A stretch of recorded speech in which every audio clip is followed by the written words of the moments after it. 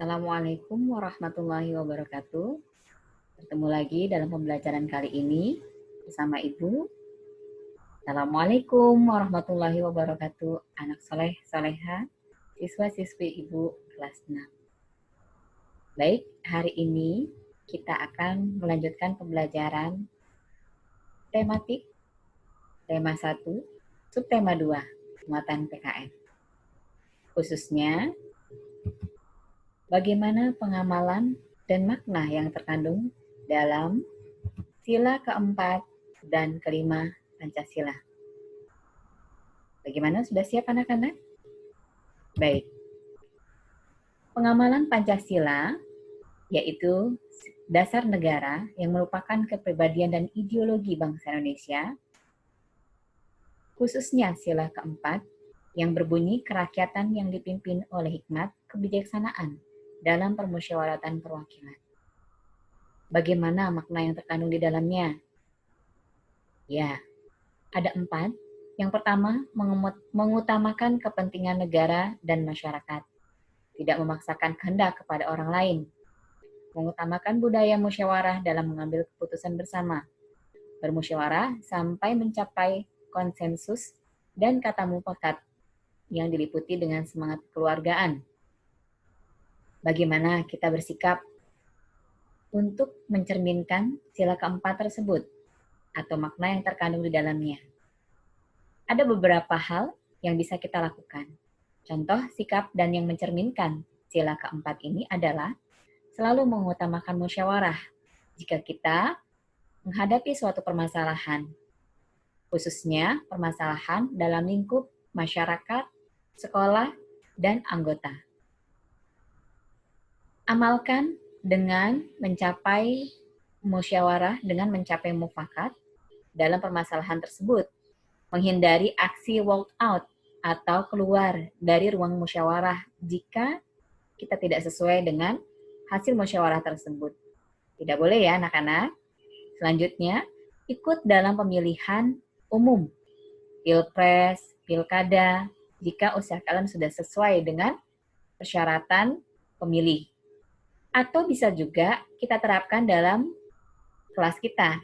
Misalkan contoh, kita akan memilih ketua kelas, maka kita harus ikut sebagai warga yang ada di dalam kelas tersebut atau anggota dari kelas tersebut.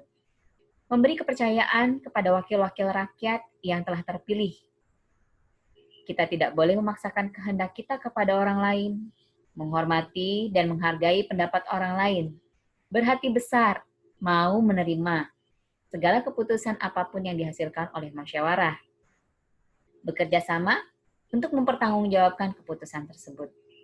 Nah, anak-anak, kira-kira sudah mengerti ya makna dan bagaimana contoh-contoh sikap yang bisa kita lakukan dalam kehidupan kita sehari-hari yang mencerminkan sila keempat dari Pancasila. Kita lanjut. Baik anak-anak, Ibu sekedar mengingatkan kembali bahwa sila keempat itu merupakan salah satu sila yang ada di dalam Pancasila. Nah, Pancasila merupakan 5 dasar yang di dalamnya terdiri dari beberapa sila yang merupakan pencerminan dari ideologi dan kepribadian bangsa Indonesia. Baik sila pertama sampai sila kelima, semuanya baik untuk dilakukan sebagai warga negara yang baik dan kepribadian bangsa Indonesia. Kita lanjutkan. Ada sebuah permasalahan yang ditampilkan dalam pembelajaran kali ini. Kita simak ceritanya. Hari ini Dodi berulang tahun. Dodi mengundang teman-teman dekatnya untuk datang ke rumah. Ibu Dodi menyiapkan pesta sederhana di rumah. Ibu memasak banyak makanan.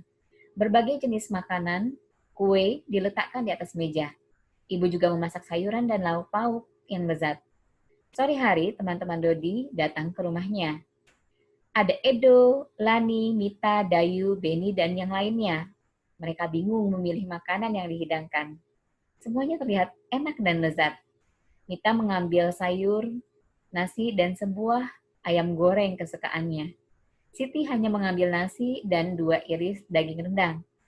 Edo datang dengan tiba-tiba. Ia mengambil sepiring nasi, sayur, telur, ikan, dan 3 iris daging rendang. Ia juga memasukkan beberapa kerupuk di sakunya. Piringnya penuh makanan, dan mulutnya juga masih mengunyah makanan. Bagaimana dengan peristiwa tersebut? Kira-kira apa yang akan kalian lakukan sebagai temannya atau melihat situasi ini? Masih ingatkah kamu bunyi sila kelima dari Pancasila? Ya, keadilan sosial bagi seluruh rakyat Indonesia. Apa yang mesti kita lakukan? Dan apa yang harus Edo lakukan semestinya untuk mengamalkan sila kelima ini? Ya, betul sekali anak-anak. Edo melakukan pemborosan dan hal tersebut tidak baik untuk lingkungan, khususnya dalam keadaan tersebut. Dan keberlangsungan hidup orang banyak atau orang-orang, teman-teman yang ada pada saat itu. Pemborosan yang dilakukan Edo dapat berakibat langkanya sumber hewani atau sumber makanan yang ada pada saat itu. Bersikap adil merupakan hal yang terpenting kita lakukan. Sebagai teman daripada Dodi yang mengundang kita, maupun Edo pada saat itu. Menghormati hak-hak orang lain, suka memberi pertolongan, tidak boros, tidak bergaya hidup yang mewah, tidak merugikan kepentingan orang lain, suka bekerja keras, menghargai hasil karya yang telah dilakukan oleh orang lain, adalah merupakan contoh dari penerapan nilai-nilai sila kelima. Nah, anak-anak, cerita tersebut dapat menggambarkan bagaimana sila kelima yang harus kita terapkan dalam kehidupan kita sehari-hari. Mudah-mudahan dari peristiwa tadi, anak-anak dapat mengambil hikmah dari penerapan sila kelima Pancasila. Begitu juga dengan sila keempat dari Pancasila yang telah dijelaskan sebelumnya. Baik, dengan begitu anak-anak dapat melakukan tugas selanjutnya, yaitu halaman 53. Cukup dikerjakan bagian A dan B-nya saja di buku paket. Nah, anak-anak, selamat mengerjakan dengan mengucapkan alhamdulillah, alhamdulillahirabbil alamin. Pembelajaran kali ini kita selesaikan. Wabillahi taufik wal hidayah. Assalamualaikum warahmatullahi